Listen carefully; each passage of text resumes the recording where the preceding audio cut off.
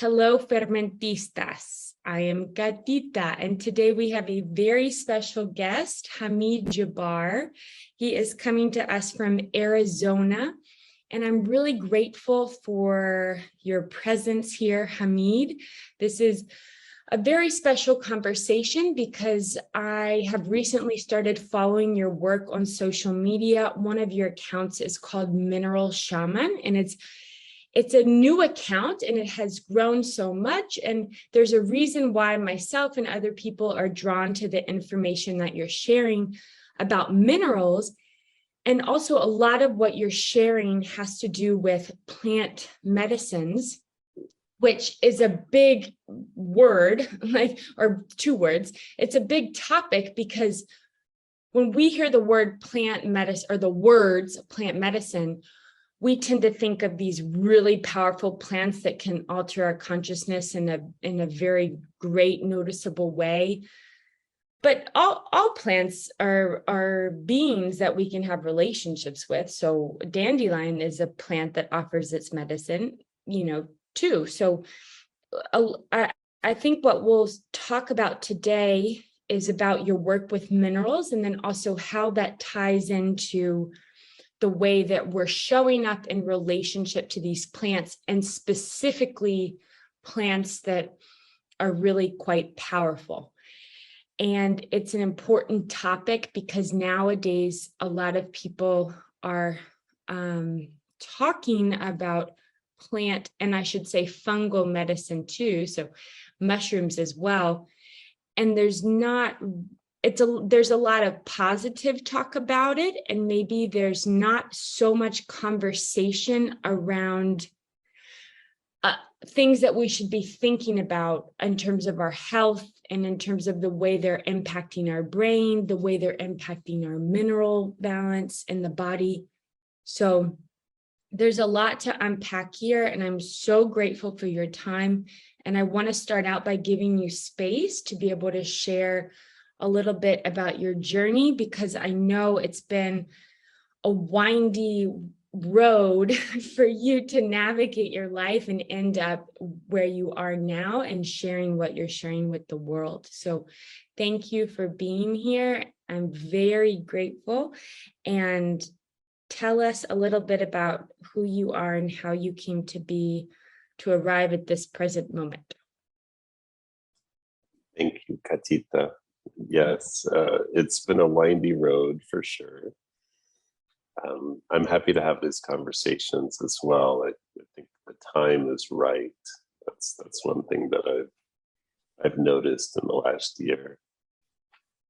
I guess my interest in health and the universe and how everything works started when I was a kid, just like a lot of people. And I got very interested in diet and understanding our ancestral diets when I was about 14 or 15. I never thought to make a career out of health or wellness. In fact, I went the opposite direction. I was a musician, and I went to music school, played guitar, and I had dreams of becoming a composer. And then the reality struck that I'd have to make a living, and being a musician wasn't exactly the most lucrative field that I had found. So I decided to go become a lawyer and actually work with artists, musicians, and work in the legal end of art. And it gave me an opportunity to really exercise the analytical part of my mind, which I hadn't really done in music school. It's very creative, but I hadn't really thought about things critically. And I really value that experience. I became a lawyer and soon discovered that I had been neglecting my body for all this time in school, and sort of neglecting my emotions and my dreams. And I went through a very kind of profound healing for myself, just working on fixing the body that I had neglected, and my mind, and getting into some alternative practices like yoga and meditation. And then rekindling my love for working with sound, but working with music and sound in more of a healing context versus entertainment. And so this is about 15 years ago, and I moved to Arizona from Los Angeles to kind of explore that part of myself. And in the process, became a yoga teacher and started sharing more about meditation. And I started to take trips to various places. I spent a lot of time, I think more than 5 trips I took to Thailand to study old Thai medicine, which uses herbs and other kinds of ancestral wisdom, but also body work and energy work, and got drawn into plant medicines as well, more the Amazonian tradition at first, working with ayahuasca and some other plants, and then the traditions of the Andes that work with Wachuma, and also some of the Mexican traditions working with peyote. And it's been a very fascinating journey, because in that I started to recognize some things that were a little bit off in the way that the medicines were working with Westerners, meaning I'd see a lot of benefits for some people, and then there'd be kind of a mystery as to why some people were not achieving, the promised, results on health and wellness. And particularly in the Amazon, I noticed that. And I had a teacher there, curandero, from a lineage, the Shipibo lineage, and kind of imparted on me this notion that he wasn't really seeing the results with their ancestral healing with Westerners. And I started to think long and hard about why, and started to notice that we're just different. We're not different humans, we're all kind of brothers and sisters in that respect, but we're different in our makeup. And a lot of it started to come down to minerals for me. And I got turned really into minerals by a teacher named Morley Robbins, who he just opened up a whole new paradigm, a different way of looking at things. And I started to just initially study his work on the outside. Then I went through training with him, and he's maintained a mentorship kind of relationship, and it's been really wonderful to kind of change my lens so that I can see things from that angle. And that's where I am now. I continue to work with the plant medicines. I continue to work with people on healing and meditation, sound, and also more recently in the last year, been focusing a lot on trying to rebalance people's health with minerals, at least give them some knowledge to do so, because it was one of the things that really helped me in my own healing journey. And I just started to share some connections online on this Instagram account that you mentioned, and it's a mineral shaman is the name of the account. I didn't think that there would be a lot of people interested, and it's kind of an esoteric topic. And so it was sort of like reminding me of when I was a musician and I start playing a guitar solo, and you don't know where it's going to go, but you know that it sounds right and it feels right. So I started to share, and I'm like, this feels like, I don't know where it's going. I don't know what's happening, but obviously it's like in flow with the music. And so that's where we are today. And I think you found me, and some other people found me that way. And here we are. Yeah, that is a beautiful windy road. There's a poem called The Way It Is, and it's about never letting go of the thread of your life. And I really like that poem because that's what it is. It's like there's a part of you that knows what you need to do, even though it might not make sense to other people. You're like, oh, I need to go to Phoenix, and I need to study yoga, and I need to go to the Amazon, and then I need to do these, and I need to open this Instagram account. It's like, yeah. there's a thread you follow. That's how the poem starts. There's a thread you follow. And And, so I'm always inspired by other people who are so loyal to their thread. That's beautiful. There's a thread, and it's always, I think it's a curiosity, but it's also helping other people. It's been my thread, whether it was music or as a lawyer helping them. And I think it's part of my healing journey. It's by helping others, I end up healing myself and uncovering parts of myself. So, and teaching, I found that teaching is just one of the things I really love. Whatever I can share, it fills me up. It's like my karmic bank account gets full when I start sharing what I know. And that's always felt really good for me.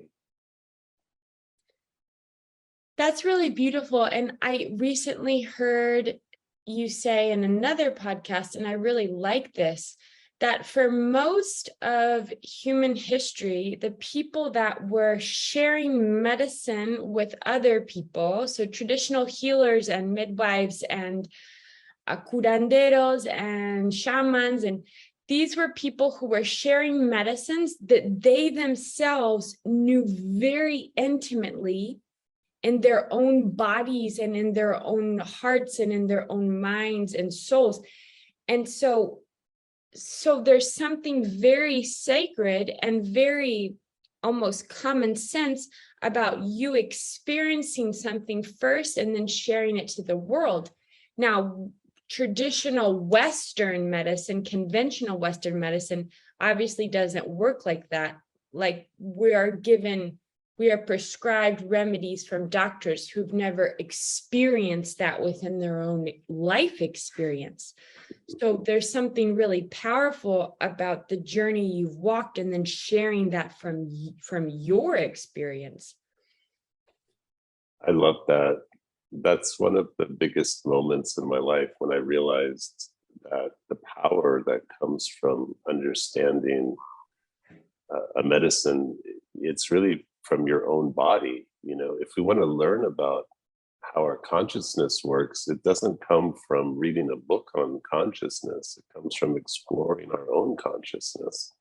And by the same token, for me, learning how my body worked and the healing process that it goes through and how the plants and the other minerals and medicines I work with interact has been so much more enlightening than reading a study.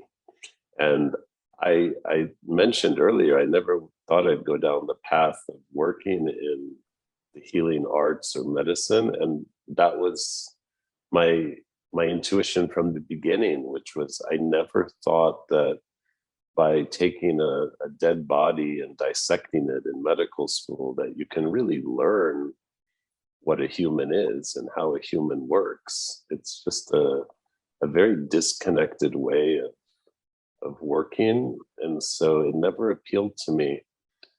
And I think that's why I gravitated more towards the traditional healing methods, and very, very inspired by the curanderos that I've worked with, because the notion that you go to a doctor here and they prescribe you a medicine, they've never taken the medicine. They prescribe you 10 medicines and they've never taken it. They have no idea of what it feels like to be on that medicine. They have no idea of what it's going to do within their own body. Yet they somehow think that they know, that it's going to help people. And I just really appreciate the innate wisdom that comes from working with medicines yourself. And you can then tell people, this is how it works because you've been through it. It's a very different paradigm than the Western medical model, for sure. Mm-hmm. It's sharing from your own lived experience. And it's so beautiful because because everybody's life is beautiful. Because everybody's life is accumulation of so many stories, so that your story could be medicine for someone else is just, and it is. It's like, it's just so beautiful. We're all just here learning. It's really quite intense to be a human, that's what I'm like. oh my gosh, this is a really quite intense experience, which brings me to the plant medicine world. There's a lot of people right now that are not feeling okay. Like there's a lot of anxiety in the world. I mean, I would say in the last 10, especially 5 years, there has been such a boom, like such a gravitation towards these very powerful plants. Like right now in the US, it's very common for all across the US and these bigger cities that there's ayahuasca ceremonies happening all of the time. And there's just a lot of people that are not feeling okay and they don't know what to do. And so they're turning to these plant medicines a lot of times, or most of the time, maybe even outside of their traditional context.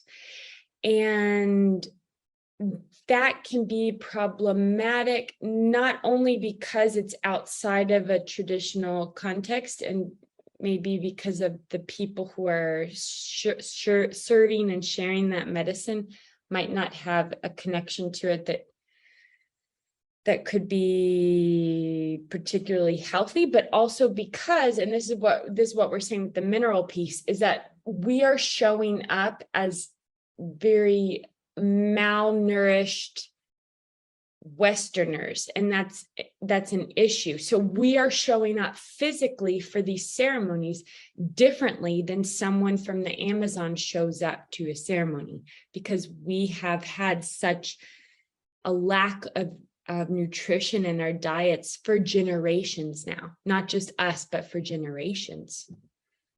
Oh yeah, it's, I mentioned before, it's almost like we're two different types of humans. And I guess, go back to like a Western medicine analogy. Like if somebody comes into the doctor and has all kinds of conditions, there is at least there is some notion in that context that you wouldn't give certain people certain medicines. So there's a little bit of a discernment. Yet in the plant medicine world, there's kind of I don't know what to call it. There's a belief system that the plants are good for everybody and they're going to heal everybody. And that's not always the case. I've seen a lot of profound healing occur, both psychological, spiritual, and physical. But I've also seen a lot of things go the other direction for people and how they show up. And so I'm definitely, I love the plant medicines. I think they're profound. And there's a reason you mentioned, which is people just don't feel right. And so there's a natural pull towards very powerful medicines that can help us feel right. The pieces that I've been kind of diving into recently are really just trying to understand, well, why is it that in the indigenous traditions, the people don't suffer the same consequences of working with plant medicines that some Westerners do experience? And a lot of it comes down to our basic health. And the way I look at it is our mineral health. We just don't have the mineral status that a lot of the indigenous cultures have still. And a lot of it comes down to our lifestyle and our diet and coming from our parents as well, just ancestral. So, okay, so we're showing up minerally deficient or minerally imbalanced as Westerners because of several generations of degeneration, because we are away from our traditional diets, because soil is depleted, all of these things. I think that the place to go now would be, well, what is a mineral exactly? Is that like if I was cremated, that dust are those my minerals? Is that I'm serious, like is that my minerals? Is that me? I've never had anybody ask that question that way, but it's a wonderful way to look at things, because minerals are the earth elements within us. And we're talking about metals, and we're talking about other elements that you would see, for instance, on the periodic table of elements or in rocks. And that forms a large part of who we are. People know that our bones contain calcium, but this isn't the only mineral that makes up our bones.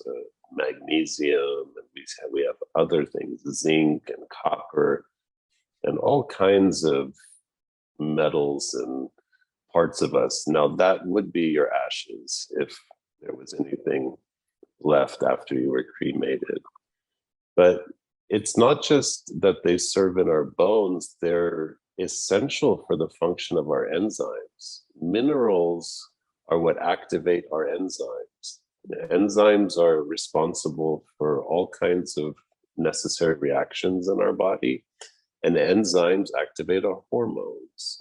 Most people know what a hormone is. And a lot of people focus on health from sort of downstream effects like hormones and enzymes, but the thing that's more at the root of it all is our mineral status. And so I have found that if you can address mineral imbalances, a lot of the other things take care of themselves. But when I mentioned that we are depleted, there's been a large scale change in our mineral status, just in the West, I'm speaking. Over the last 100 years, there's been a depletion in the soil. There's also been some changes to our diet that have occurred that make it harder for us to absorb minerals.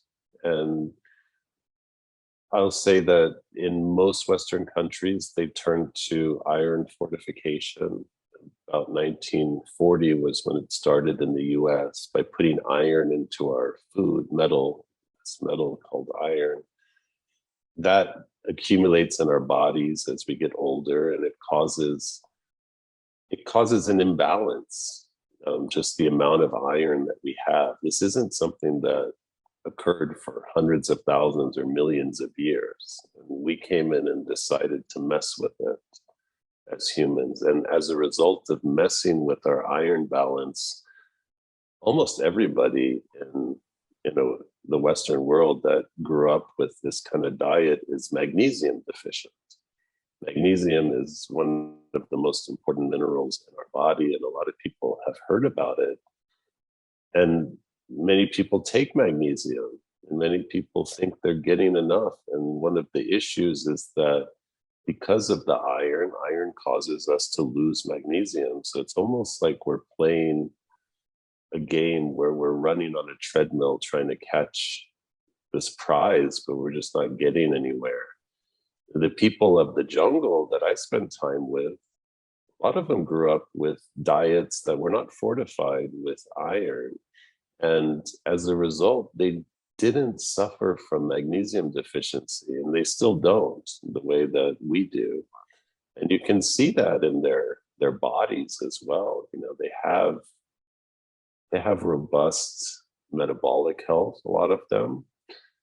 You don't see a lot of gray hair, especially in young people. In our culture, I talk to people every day in their 30s and full of gray. I started to get gray in my late 20s, and nobody ever told me that this was a mineral issue.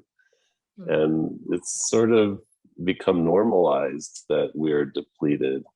Whereas you go to look at some old photos, especially if you can find old photos of indigenous people of the Americas, and look at the photos of the old people. They have jet black hair, and you don't see that so often anymore. You see a lot of graying, which is one of the first signs of a mineral deficiency. And so we're just different. We're not as robust in our mineral reserves as a lot of other people. And so when we approach plant medicines, the way they work on our body is different. It's completely different because the plants require minerals to to work. Most of the plant medicines work with our minerals, but if we don't have those minerals, it doesn't necessarily have the same effects on us. That makes sense. So minerals, again, like what you're saying is enzymes and hormones and neurotransmitters, all of these things that we hear about, they work because of minerals.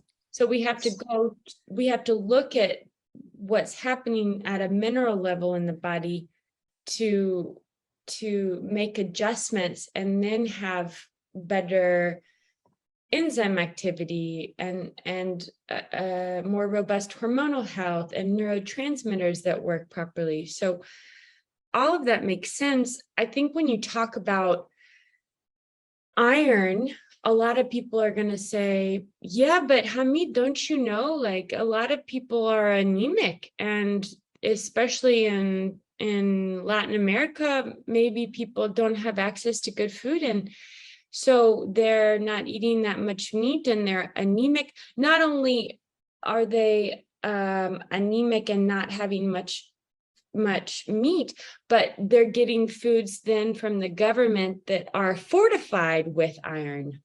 So there's baby formulas with added iron, and there are breads with added iron, and there's supplements with added iron. And what you're saying is this is a problem. I think it's really interesting to me to think about that, because anemia is something that's talked about a lot in developing countries. Do you think that it's actually an issue?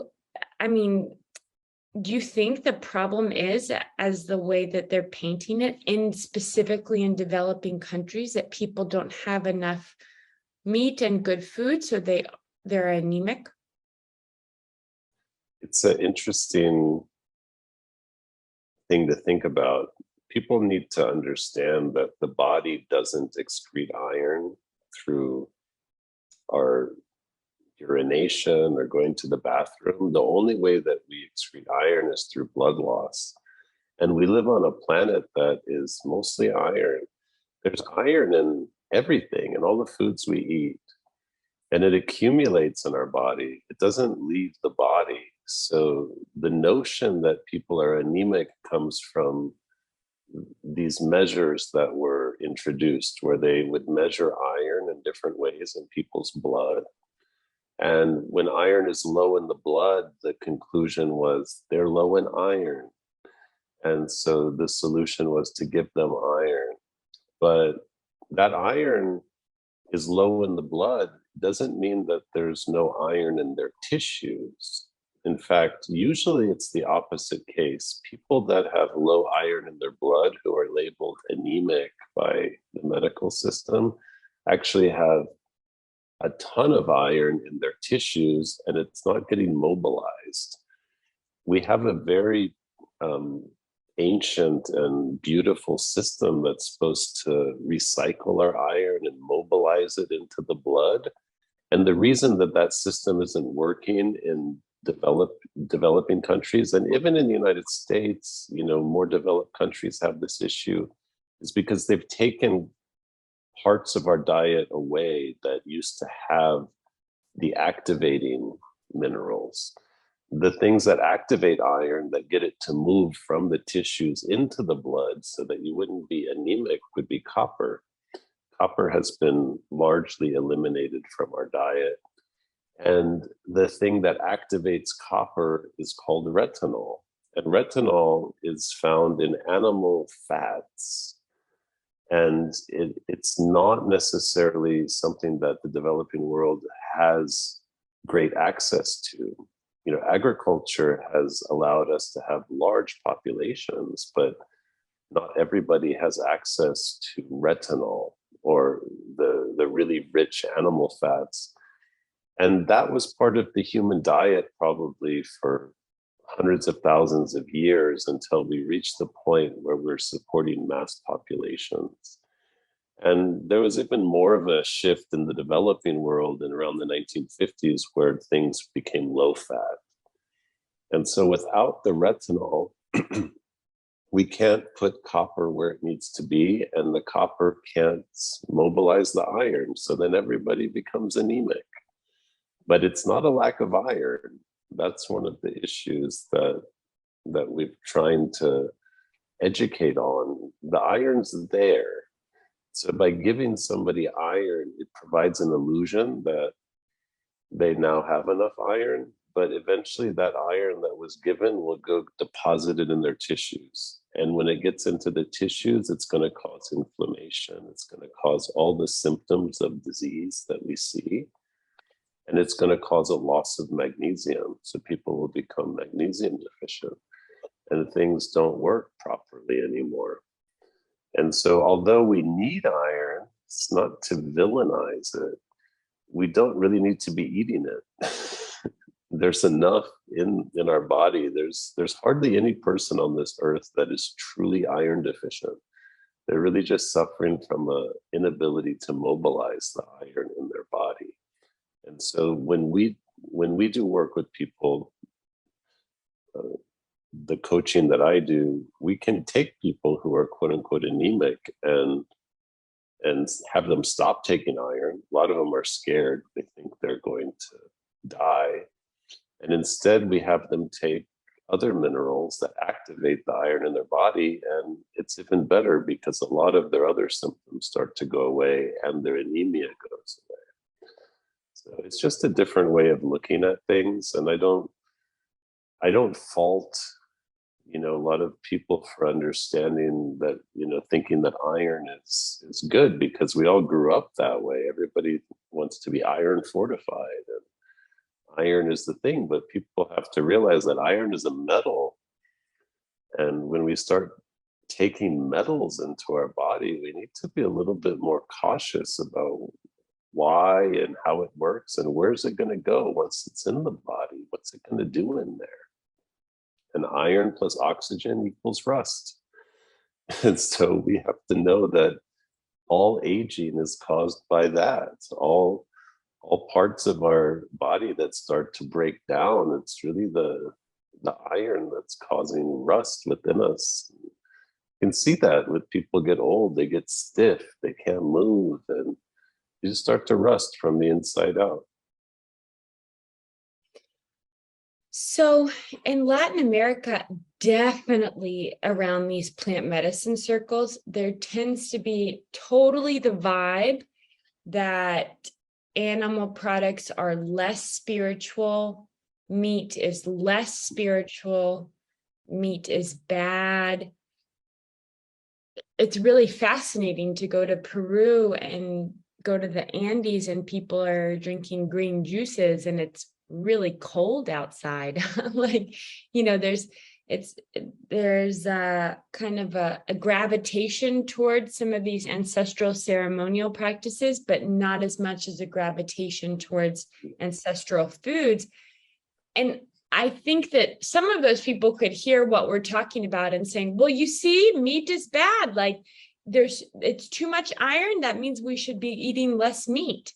But that's not what you're saying. You're saying that the iron issue, the accumulation of iron in the tissues is happening not because of our consumption of animal products, which are necessary for the human diet, but rather because we've been bombarded with basically fake iron or fortified iron, which is, I'm sure the body receives it differently than it receives iron from meat, but also meat is not just iron. And I think that's also the point, right? Yeah. There's organic iron and there's inorganic iron. There's iron in plants and animal foods that's organic. Our body actually has a brilliant way of deciding how much of that to uptake in the gut. So we don't actually absorb that much of the iron that we eat. Like if you eat animal foods that are rich in iron, you might absorb 30%. We're not exactly sure. But inorganic iron has been added to supplements, vitamins, medicines, the wheat flour, and it'll, inorganic iron, if anyone's ever seen a cast iron pan, this black metal. All they do is they put very fine shavings of that into the flour. That we have no way of filtering. So 100% of it is absorbed. Now, for our body to take that inorganic iron and somehow do something with it that's useful is much more complicated. It's not actually clear that that's what's happening when you take inorganic iron. It could be that the body actually thinks it's been poisoned, so it releases more red blood cells that it has in reserve. And that gives the appearance that you've cured the anemia.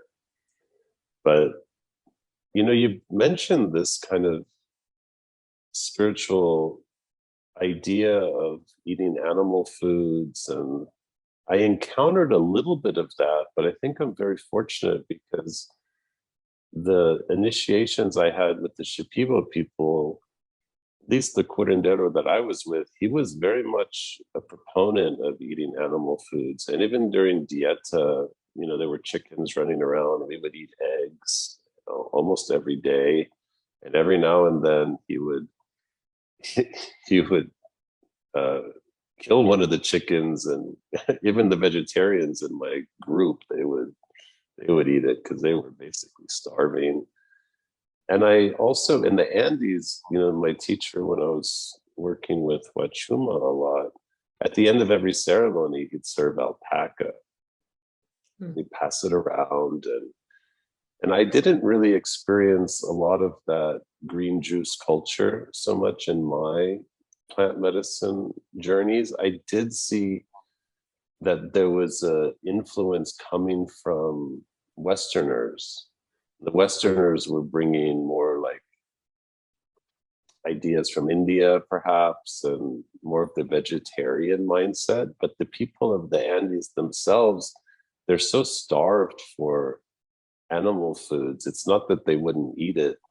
It's just that they don't have access to it. So, you know, they would have the guinea pigs, and, you know, they would eat their alpaca, you know, when the alpaca was no longer at a place where it could provide the fur, the wool. And there's some other things that I noticed the people of the Andes would do because they didn't have animal foods, and they would eat a lot of potatoes and a lot of cacao. And these are very rich in minerals. The potatoes, particular, come from the Andes, are very rich in copper. And it's almost brilliant because they don't have other really good sources of copper there. And cacao is also really high in copper and magnesium. And so I noticed that they were able to get their minerals from some of the plant sources and then supplement with animal foods. You know, there was also a lot of dairy that I saw, not necessarily the dairy that we have, but people were eating dairy, and that has retinol in it. That's able to activate the copper. And so even in sort of the ancestral people that I saw, that they were able to make do with what they had. And I think a lot of it is changing because people were bringing in vegetarian ideas. I don't know that the indigenous people that I worked with were so much vegetarians. In fact, the Shipibo people, you know, they'll hunt anything because meat is very scarce in the Amazon. I think they would eat a monkey, you know, and they go hunting for these other animals. I can't remember their names, and just whatever animal foods they could get, they'd be very grateful for, actually.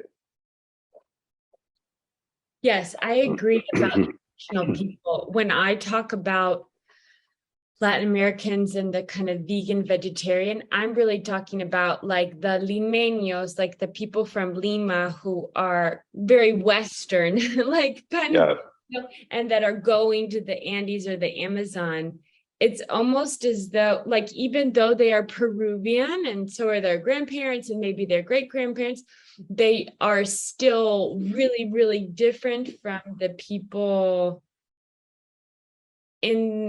from traditional peoples in other parts of Peru, for example, or in Mexico, you know, being from Mexico City versus being from some other place in Mexico. Like there's such a big influence. It's just really interesting because in Latin America, it tends to like health trends tend to arrive because the people that are wealthy enough to travel to the US, usually to Miami, they pick up trends and then they come back to the bigger cities. So there's the I guess, yeah, those are the kind of people that I'm talking about, these kind of spiritual, kind of new agey circles among Peruvian people, for example, but people from Lima are very much kind of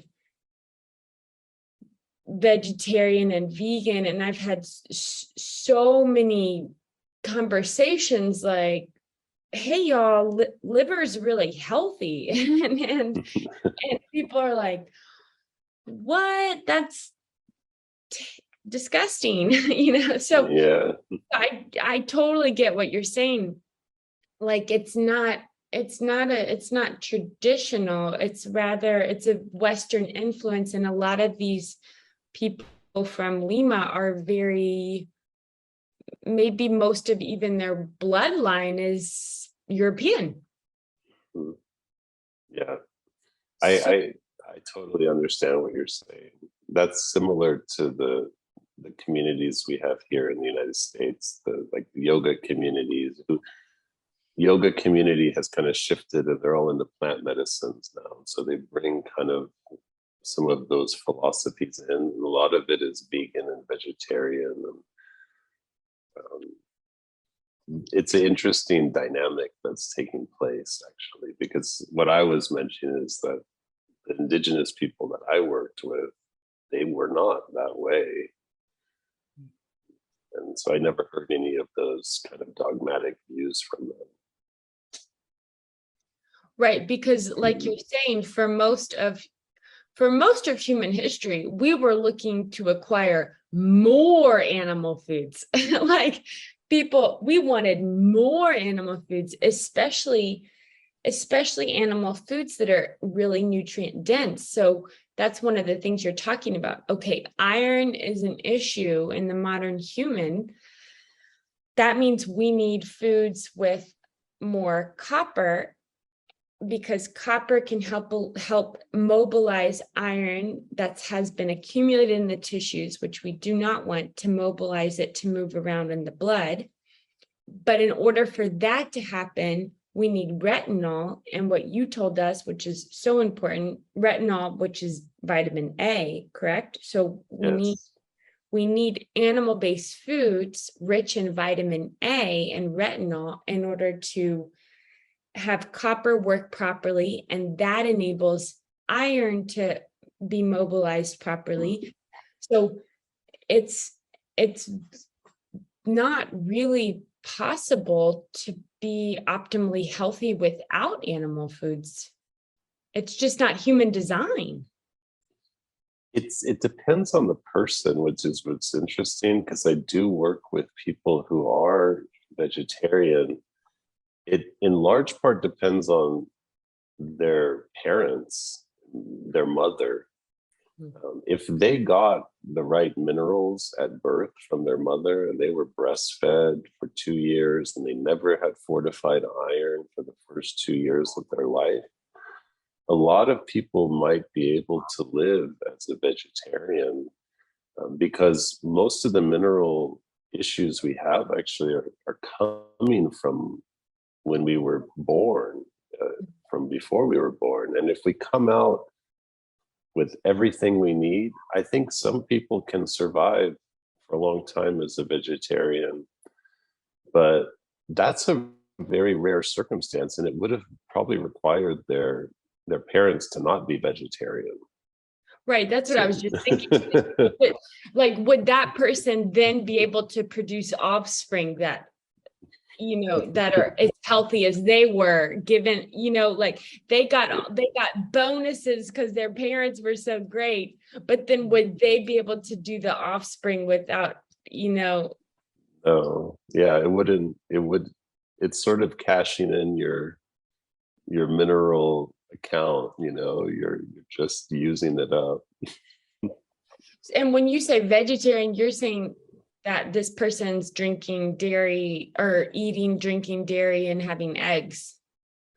Well, those vegetarians, I think, can do actually fairly well, Right. because full fat dairy and eggs is got a lot of retinol available. Mhm. And it's mainly the people that I work with who are vegans that have the worst health outcomes in the long run. And again, some of them do really well. And I think that's one of the problems, is that people think, oh, this person is able to do it, I must be failing in something that I'm doing. It's like, it has nothing to do with that. That person came in with really amazing mineral status, and so they're able to do it. But maybe you're not able to, and it's not something that we can compare ourselves to other people on. But the point about vitamin A is one that's been overlooked by a lot of people, which is you really can't get vitamin A. You can't get retinol from non-animal foods. And it's one of the most essential nutrients we have. And I wish that I had a solution for the vegan clients that I work with. I just don't have one. I don't know of any source of retinol that they can get. So this tells you something about human history, which is that it's almost a luxury to consider yourself a vegan these days, because fortunately our ancestors didn't do that, so that we can have this life and you can make that choice. But as far as having healthy kids and carrying on as humans, it's not so easy if you're not getting all of your nutrients, and that's very challenging with some of the very restricted diets. Yeah, it's really concerning, because in order to regenerate our humanity, we need to focus on preconception nutrition. What are mom and dad eating before they even conceive? And we don't want parents to be, or future parents to be, retinol deficient, because then they're going to have copper issues, and then they're going to have iron issues, and then and then the baby is born C-section, and then the baby gets formula, which is iron fortified. And then so there's definitely, it's not surprising that we're in such bad shape as humans. And at the same time, I will say I have awe for the fact that we are so resilient. I mean, the fact that we're living so far from human design and not really nourished at all for multiple generations, and that we're still like pretty much kind of like surviving. I mean, there is something like really beautiful about how resilient humans are. But at the same time, we're talking about what it's going to take for us to regenerate. And we can't do it without retinol. Yeah. No, we can't. There are people that, like I said, they come in with really good retinol, but I've seen people, then they have kids, and one thing that isn't always talked about is that a mother gives 10% of her minerals to her first child. So that's going to use up a lot of what she had. If she has a second child, she's going to give another 9%. And then the third child, she'll give 8%. I mean, it's incredibly depleting. There's also the phenomenon I've seen with mothers may be able to have babies that are very healthy, but if you look at the birth order, depending on where you are in the birth order, the youngest child, typically they got less minerals, will have more health problems in life. And a lot of that comes because our mothers were following kind of the diets that everybody wanted to follow. They all wanted to be thin. They thought low fat was good, and they weren't actually undernourishing themselves when they're at a very depleting stage of their life, which is bringing new life into the world. Yeah, nourishing mothers is just so, it's just so important. I just think it's so important. And it is a bummer because we see magazines with celebrities that, 4 weeks after birth, they have like thin bodies, and we just have these ideas about what a woman's body should look like, but that is really, those are ideas that don't foster health or nourishment and what it really takes to care, to grow another human and then feed that human and have that human become healthy and robust. It's a lot. And then these, now what's happening is all these millennials and whatever is after millennials, I don't even know, but like all of us we have a lot of issues, and then we go to these plant medicine ceremonies, and then so we get the flyers that says, okay, if you want to come to this ceremony, you should be showing up without having eaten meat, definitely no pork. Okay, you should show up without having had salt or sugar for a while. You should show up without having had coffee, without having had, what else do they say? No salt, no sugar, no meat, no coffee, no, and sometimes people say that you need to be doing this for 2 weeks. Sometimes people say longer. Sometimes people say shorter. What are your thoughts on short-term restrictive diets before a ceremony? Of course, it depends on how well nourished are you in your life in general. Maybe a short-term restrictive window is not that big of a deal for you. But if you're not well nourished, and on top of that, you're showing up on a very restrictive diet, and then you take this massive medicine that is really interacting in huge ways with your brain chemistry. What are your thoughts about that, about these restrictive diets that are prescribed to us before its ceremony? Yeah, it's very complicated because, like I mentioned, the people, I'm just going to give some examples. Like, let's say we're talking about the ayahuasca traditions, and there's 80 plus tribes that work with ayahuasca in the Amazon basin. So they all have different traditions, actually. A lot of them don't modify their diet prior to ceremony, meaning, in the Shipibo lineage that I spent time with, since the age of 8, the curandero's been drinking ayahuasca Monday, Wednesday, Friday. And you can't really live a lifestyle that modifies your diet if 3 days a week you're drinking ayahuasca for ayahuasca ceremonies. What they did was that during specific periods of time where they're doing what's called the dieta, where they're working with a particular plant, they would modify their diet, and they would just intentionally make themselves very weak by eliminating salt and all these foods. And the idea was to make yourself very weak, because if you're weak, then you're more sensitive, and you can pick up more of the subtle energies of what the plants are trying to convey to you. So it was an intentional decision by them that they had to sacrifice their body in order to actually get the connections they wanted. But when they were done with their dieta periods, they would come back and they would eat normally. They'd replenish. What happened, I think, is that this has kind of gotten confused because 20, 30 years ago, when Westerners first started to come down to the Amazon to work with ayahuasca, they were having reactions. And the curanderos there, the vegetalistas, the ayahuasqueros were confused. It's like, why are these people coming? And when they drink ayahuasca, they're freaking out. They're having problems that we didn't have before. They thought, I think, rightly, that it had something to do with their health.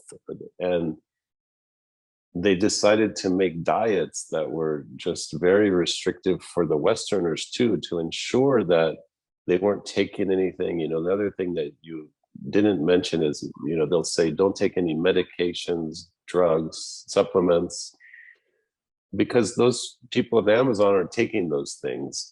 And so they assumed it was either their diet or their supplements or their medicines that they were taking that was causing the bad reactions.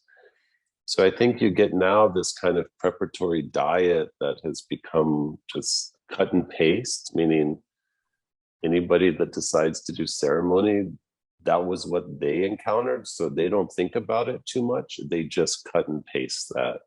They never question, well, why aren't we allowed to have salt? Well, that comes from the dieta traditions. It doesn't come from the preparatory diet, because as I mentioned, the indigenous people don't usually have a preparatory diet in that way. And so what's happened is kind of this mix of trying to make yourself sensitive, because people are not sensitive, you know, we're more chaotic in our lives. And I think also trying to avoid interactions that are unknown. And I hesitate to give any advice on this, because actually I think it's very individualized. There are probably people that have enough reserves of minerals. They were very well, you know, mineralized in their life, and they've got robust metabolic health. And giving up all these things isn't going to hurt them. And it's going to make their experience working with plant medicines like ayahuasca much more profound, and they won't have any adverse consequences. But what I've seen more of in my experience is that there's a lot of sick people in our culture. And by sick, it's almost become normalized to be sick. Everybody's got some condition, whether it's an autoimmune disease or they've got some kind of thyroid issue, they've got digestive issues and psychological depression, anxiety. And so people are coming in an already depleted state. For them, giving up a lot of things prior to ceremony may not actually be something that is beneficial, because they don't have the reserves. And then they spend a period of time working with the plant medicine that's very depleting itself, because the plant medicines will clean us out. They tend to also deplete minerals. And they might feel good because of the neurotransmitters and sort of the emotional releases that happen. But it may leave them in a state that is worse off than when they began. I think that is why I can't give any advice to people, because I'd have to know a lot about each individual person. And I think that's also the key, is that to recognize that everybody's different. So what works for some people may not work for other people. I have a teacher that says plants are for people, not for problems. So the point is that when you show up to work with the plant, it's not just about what the plant wants, but it's also about what you bring to the table. So it makes sense. It's like, who is this person in relationship to this plant? So it makes sense that there's not one prep diet for everybody, because everybody is showing up so differently, mentally, emotionally, spiritually, and physically, minerally, to these ceremonies. That's interesting. So when you say plant medicines clean us out, you think literally the purging, the potential vomiting or the diarrhea, or these little literal purges can provoke deficiency. If you're already very deficient, absolutely, because you have to have something in reserve. Right. So I mentioned that the Shipibo, for instance, will do long dietas where they do eliminate salt. Let's say for months at a time, they have no salt. Well, this gets into some complex biochemistry, but when you eliminate salt, you also end up eliminating magnesium. It's one of the first things that you're going to lose. But more than 50% of our magnesium is stored in our bones. So even, let's say they decide that they're going to go 4 months without having salt, they may not end up magnesium deficient because their bones have so much magnesium in them. So it's almost like they're taking a magnesium supplement every day because they've got an internal supplement. Then you take somebody from the United States and 80 to 100% of people here are magnesium deficient. And the reserves in our bones are minimal. You put them on a dieta process like that and magnesium starts to leave, they may feel okay for the first little bit of time, but they might end up in a situation where actually then they're just out of magnesium. They're completely depleted. That's very hard to replenish. That's one of the issues. And so when I talk about, it's like, why does it not work on Westerners? It doesn't work on all Westerners because we don't have the reserves. And my teacher, who was a Shipibo, he's a Shipibo curandero. I remember having a conversation where he basically asked me, what do you do when you work in the United States? How do you help people there? Because our methods don't work on these people. And it was at a time in my life where I hadn't really put all the pieces together on the mineral issue. But I think what I would tell him now is that you have to really change some of the preparatory diet. You have to change some of the things that you tell people because people need to come in with enough minerals to make it through. I mentioned that it's not just the purging is depleting and the plants are depleting. They actually require us to have magnesium, especially magnesium and other minerals in order to work. So you also run into situations now, I see it much more often than I used to, where people, there's no effects of the medicine. Nothing. And they'll be blamed for blocking the effects psychologically. But actually, I just think that they're completely deficient and they don't have anything that would activate the medicines within their body. And so that's another issue you see. Well, why doesn't it work? Why do some people drink ayahuasca? They can drink all night. They don't feel anything. And, they just don't have the right mix of minerals to make it work for them too. That's fascinating. And talking about magnesium is important because I do think that of all the minerals, magnesium is the poster child, like no one's really talking about iron accumulating in the tissues improperly or copper, or if they talk about copper, it's in a negative way, copper toxicity. But what we are hearing from a lot of people is, take magnesium. Magnesium is depleted when you're stressed, and we're all stressed. So we should all be taking magnesium. And you're saying, especially if you're going to work with some of these powerful plants, you need magnesium. And I think the question would be from people, okay, well, what type of magnesium should I take? Should I be taking a supplement? Is getting it from food good enough? How do I do this? How do I become not magnesium deficient? This is something that I used to think, it's got to be easy. We're just going to solve it with some kind of supplement. But I look at labs all day and I work one-on-one with people. And I talk to people all the time who've been taking magnesium supplements for years, every day, religiously. And we look at their blood tests and we look at their hair, and they're incredibly magnesium deficient, more so than you would think of people who I see don't take magnesium. it's not necessarily the magnesium that we're intaking as to what's going to make us deficient. A lot of it has to do with the stress in our lives. And stress is caused by many things. Many people function in a state of stress and they don't even realize it. So a lot of hormones that are, we call them stress hormones, like cortisol, aldosterone is another one. When these adrenal hormones are flowing, we're losing magnesium. And for many people, they're flowing all the time and they've been flowing for years. So it almost is impossible for them to replenish their magnesium by taking a magnesium supplement.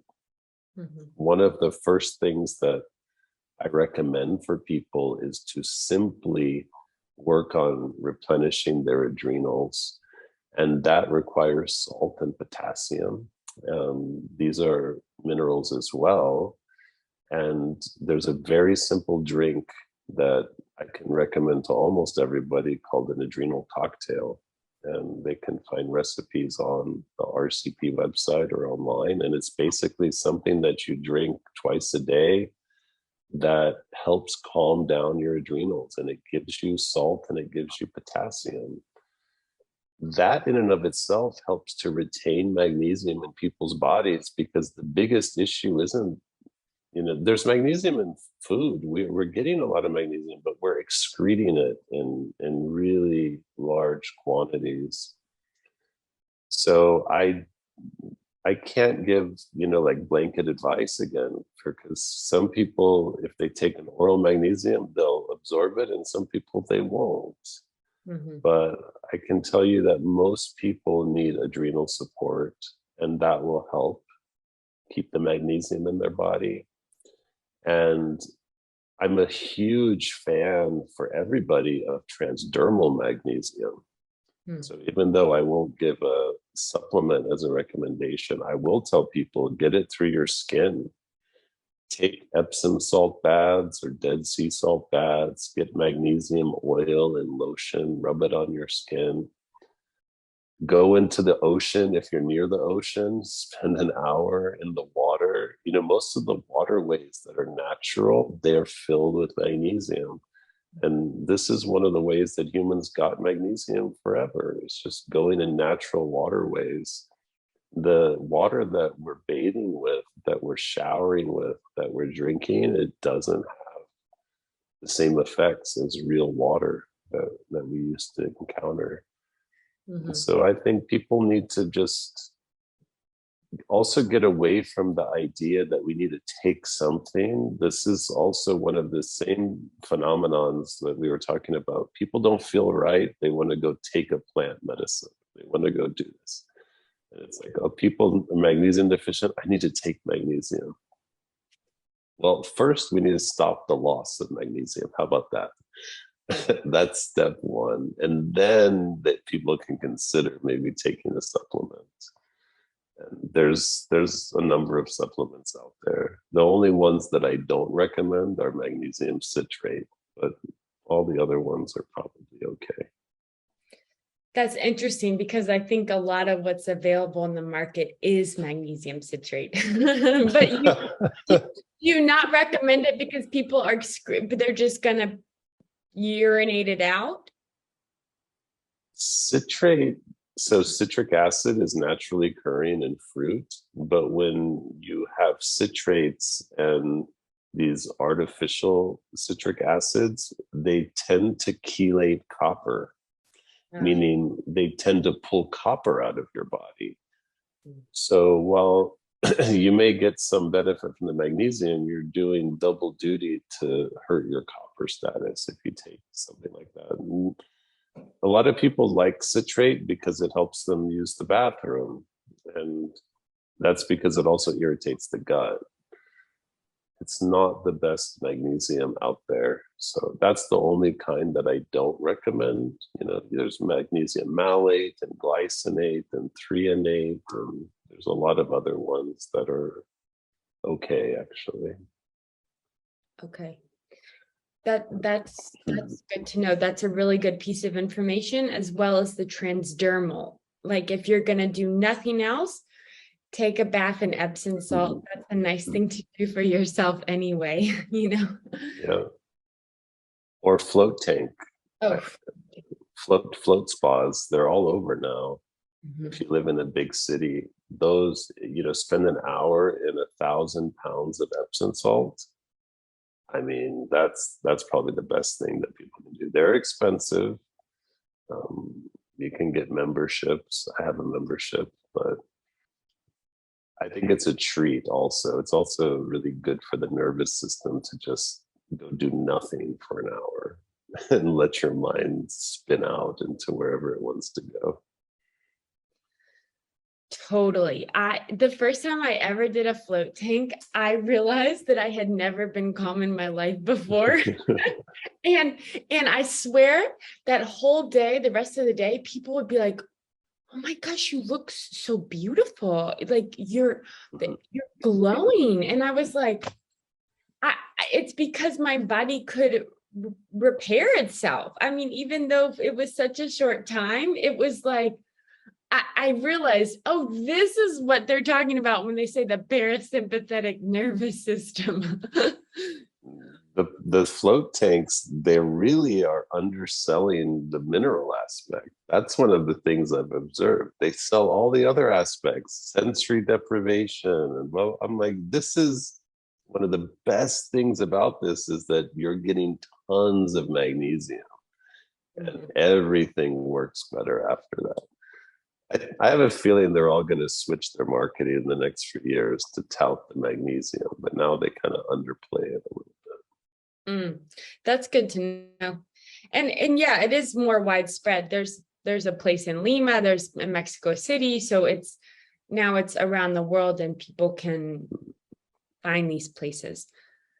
I did want to just mention something really important. It's something because I've interviewed quite a few dentists on the channel, and what like blew me into the world was Dr. Weston A. Price's book. And I did want to mention that because I've had a very dysregulated nervous system. I basically was living in pools of cortisol my whole life. But one of the many reasons is because I was mouth breathing at night and didn't realize.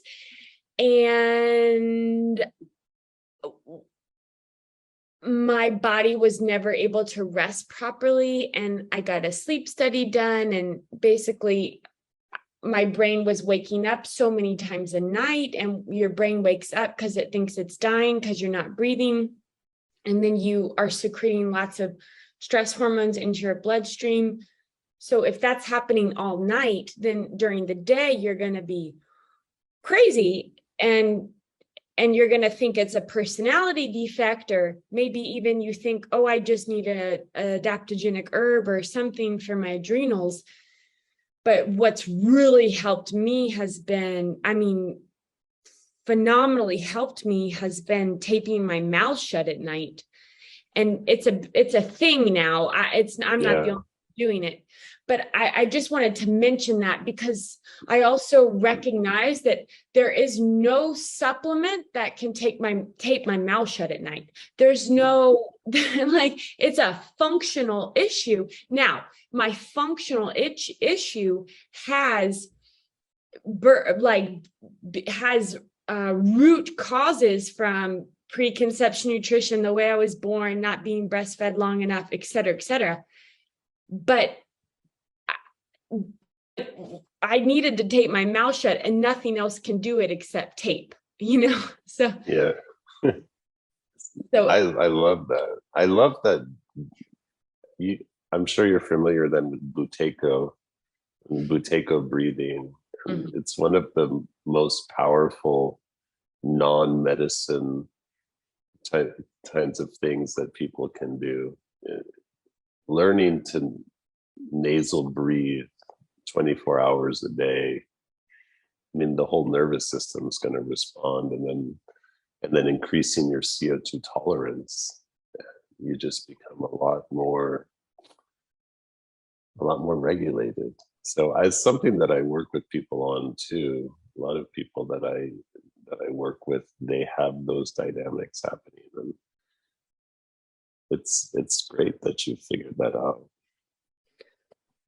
So yeah, there's so many, like we've said from the beginning, a lot of people are just not okay, and like that something's wrong. We're not okay, and so we have to figure out from which door am I going to enter. There's so many things to adjust and correct. From which door do I enter? And so the path requires a lot of diligence, and there's a lot of work to be done, but you also kind of have to choose which door I'm going to enter in. And maybe someone enters through this door of minerals because we said it from the beginning, minerals make the body work. And so it's like it's a good place to start. So kind of two more things that I want to cover is testing, because you've mentioned a couple of times that you test people, and I know you do both blood work and hair mineral analysis. And then I wanted to get into your work with sound, because that has to do with breath, and it's such a powerful medicine. If we're gonna put medicines on the table, sound's got to be there too, So maybe we'll first talk about that testing. Some people are going to hear this and see this, and they're going to say, "Ooh, should I get tested? Is that the first step, or is my first step bathing in Epsom salt for a while and see how I feel?" It depends on the type of person you are. There's people that need to see numbers. I don't know that I'm that type of person.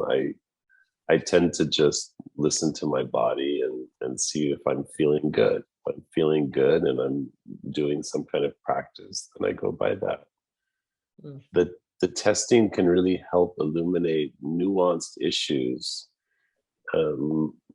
Most of the people that I work with one-on-one are dealing with 2 to 3 issues, symptoms. Western medicine would call it disease, diagnosis. Rarely do I work with somebody who has no diagnosis from a doctor.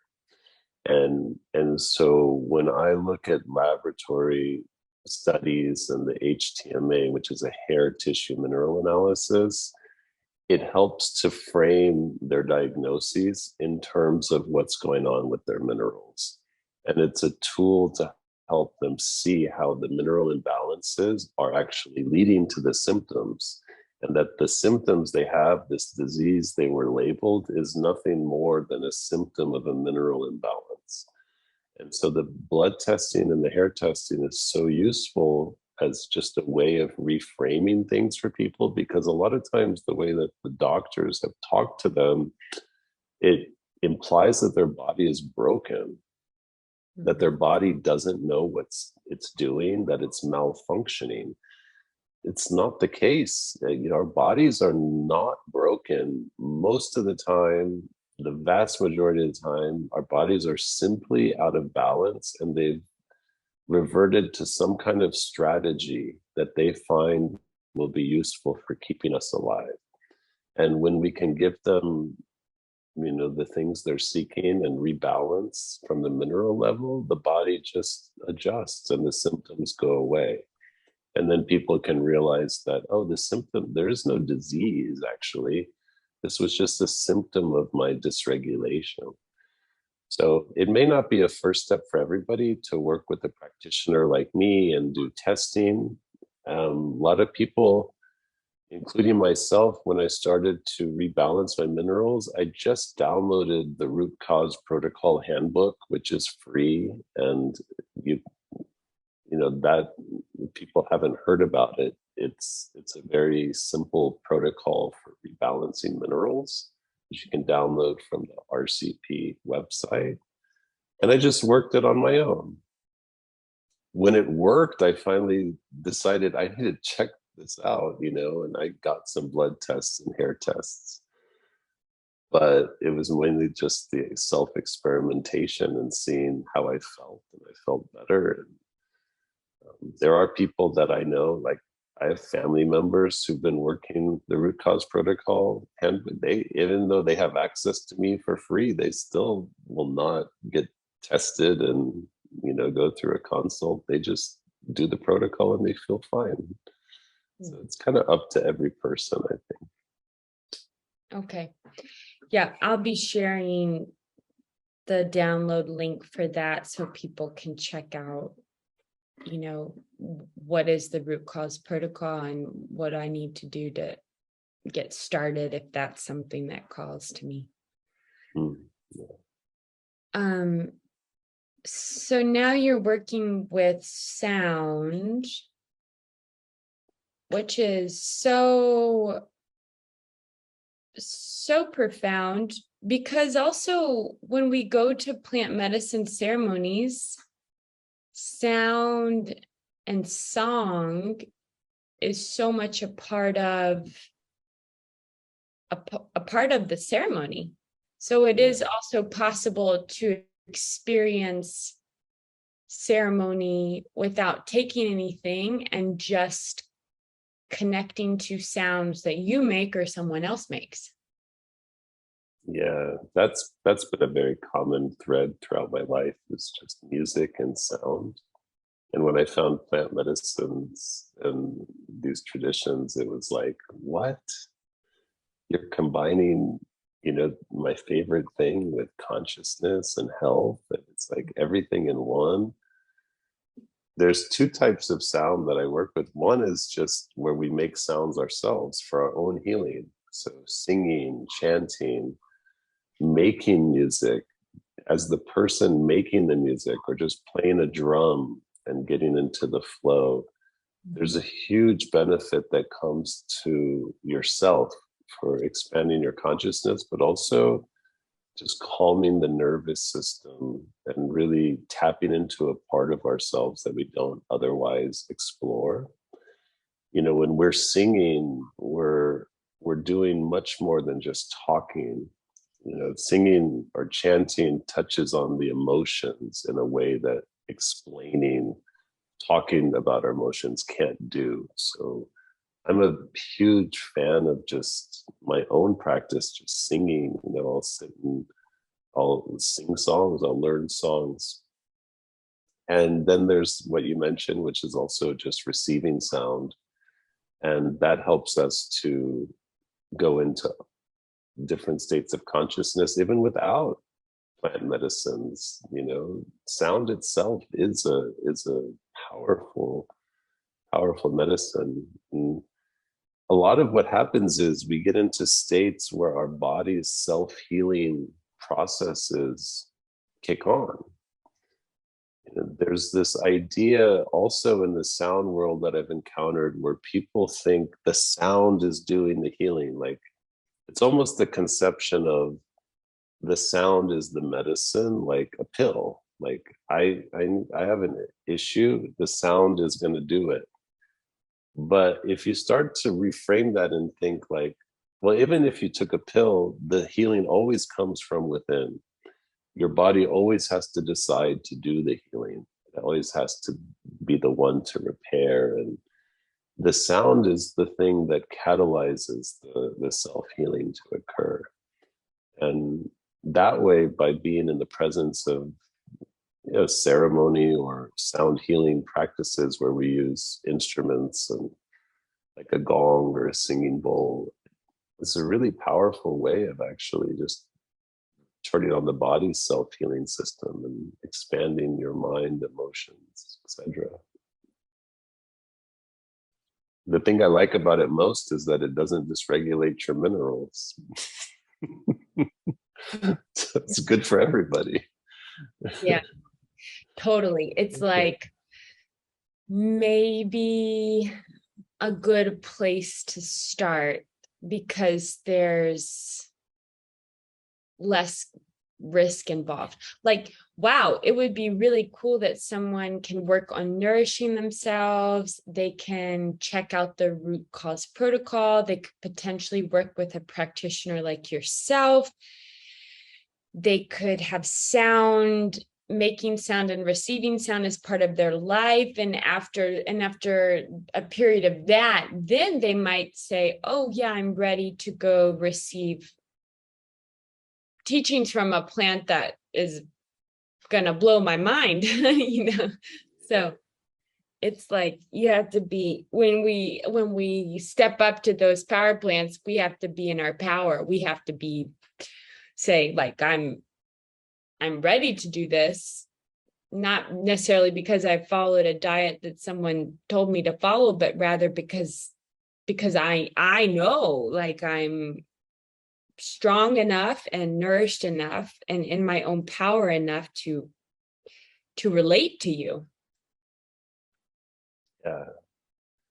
It's fun. It's surprisingly powerful too, though. I've been working with sound longer than I've been working with plant medicines, and although the sound itself may not catalyze in one night, the kinds of healing, let's say like one ayahuasca ceremony sometimes can be just so profound. Over time, I think as a more consistent practice, it really does help open up parts of ourselves and help us to understand ourselves better. It can really make us very introspective. And I also think about sound as a form of meditation. It's a way of us focusing our attention, but not our analytical attention. It's focusing the attention of the listening mind, which is, if you think about the way our minds work, sound is processed primarily in the right hemisphere, which is the creative side of our brain that isn't really tied into future, past. Everything kind of happens in the present. And it's hard for us, unless you spend a lot of time where you're in that zone, it's hard to imagine that you can be fully conscious but not have a sense of future or past. Because a lot of people are very stuck in the left hemisphere, that really analytical. And so it's a form of exercise and realizing that, oh my God, there's a whole nother way to experience everything. And sound to me is a really good way of getting there. Yeah, I agree. It can, yeah, it's powerful. It totally is. And I really want to take your in-person sound training. I have you ever done like a week intensive somewhere, a retreat or something like that? I've had so many things that were canceled right around the pandemic. I had retreats scheduled. I haven't done anything recently like that. And it's not that I won't again. I'm just a little hesitant after going through the process of having everything canceled to start scheduling those. So I tend to just do twice a year now in Arizona in person. And it is very challenging for people who are coming from out of state because it's spread over 3 weeks. But I've had enough feedback now from people who want to come that I'm already contemplating one early next year that will be like a week-long intensive, more like a vacation retreat style. That is so cool. I totally want to go. Like, Okay. I'll pre-sign up. So, I mean, if you could pre-sell slots in that, people would, and then that way then you wouldn't be making an investment that's too, you wouldn't be worried like, oh my gosh, I'm not going to be able to pay this retreat center or something. Right. But yes, I think that would be, I think that would be incredible because sound is so, I mean, goddess is the musician and a mathematician. And, it's so beautiful. It's so beautiful. And I'm really grateful for your work and for sharing with my audience. There's a lot of information in English that's not available in Spanish. Of course, there's also lots of information in Spanish that's not available in English, but I am because English is my mother language, I am facilitating the translation into Spanish. So I'm always really grateful because it just opens new doors for people that maybe, otherwise they wouldn't have gotten to know you. So I'm really grateful for your time and for your work and for the thread of your life that you continue to follow.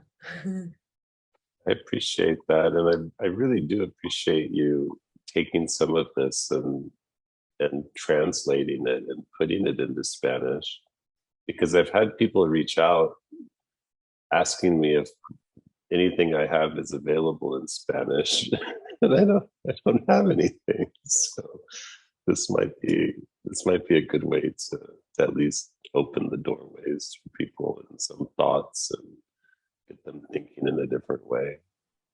Yeah, I think it's there's a lot of good things to think about, and it'll be a nice introduction. And eventually I think a lot more of the root cause protocol stuff will be available in Spanish. It is a little bit of a, things tend to take a longer time, but it's good that there's effort to translate things into Spanish. So thank you so much. People can get in touch with you. They can follow you as Mineral Shaman on Instagram. Mm-hmm. And also, it's mineralshaman.com? Yes, the website's mineralshaman.com.